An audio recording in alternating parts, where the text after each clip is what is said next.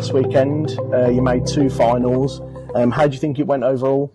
To be fair, I think it went okay. I think I'm happy with 2 finals over the weekend. I just feel like I was a bit tired on the second comp on the second comp on each day, but I'll take a final for the first one each day, so I'm proud of myself for that. And the standard seems to be going up and up, so does it make you sort of more proud of your achievements when you get into these finals with the standard of the women's series that's produced? Yeah, definitely, because obviously you're going to have to play at some sort of decent standard to actually compete now, whereas before you could probably get through a couple of easy games before actually reaching anyone in the quarterfinals, whereas now you could play, say, the likes of like Gemma Hayter in that first round, who are playing absolute mint at the moment, so you do need to be on your best playing there now.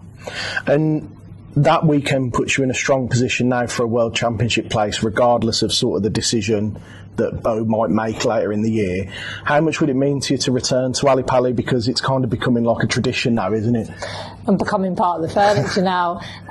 No, I'd be absolutely over the moon to make the World Champs, because obviously that was one of the ambitions that I wanted to do this year, is make the Worlds. So I think I'm on good course at the moment for making that. So yeah, fingers crossed. I've got 1 tournament left, so. And you've got so many memories at that venue. How does it feel sort of walking up the steps each year, and does it just get, better and better each time you go? Yeah, definitely. I mean, regardless of the game, if I win or lose, like every time you walk up there, it's like always like goosebumps and stuff, because it's the iconic venue. It's what everyone wants to play in at the end of the year. It's what we work for the entire year for. And that block of women's series events is following on from the women's world match play. It didn't go the way you wanted to in the final, but that is now 3 finals in the last 4 years. Can you take the positives from it, in the sense where, you like withstood the fight back from Gemma Hayter, getting over the line against Noah Lynn? What was the sort of experience like this time around? To be fair, I enjoyed it more this time round, because I felt like I'd put more of an effort going into it. I felt like my game was a little bit better than what it had been leading up to it anyway. But yeah, no, I'm happy with 3 finals. However, I'd always want to win. Like, I can always say that I'm happy with the 3 finals, but obviously we've always wanted, like, regardless of any dart player, you're always inspired to win. So yeah, that's the only disappointing thing every time.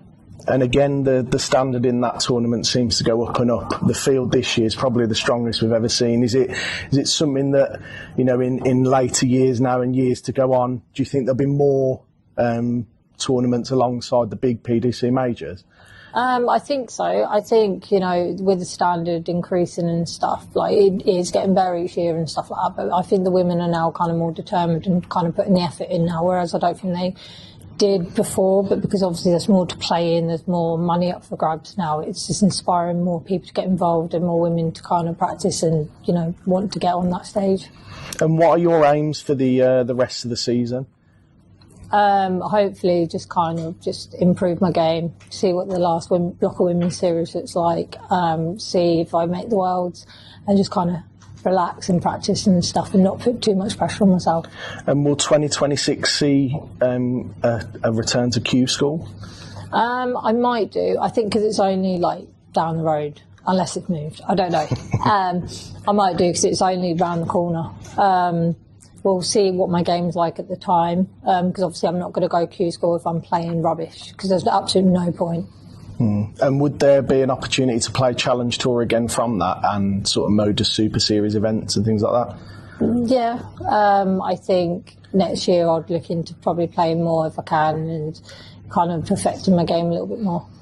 And finally, there were quotes from a recent interview, and I've seen quite a few people come up to you and ask you about it. What is the situation health-wise? Because it's kind of been construed that you're taking like the whole year off, but that isn't the case, is it? No, so obviously in the previous interview I did say if I had to take a year off, and I think it got blown out of proportion a little bit, because obviously I'm still kind of not sure where I am health-wise, because obviously it's touch and go.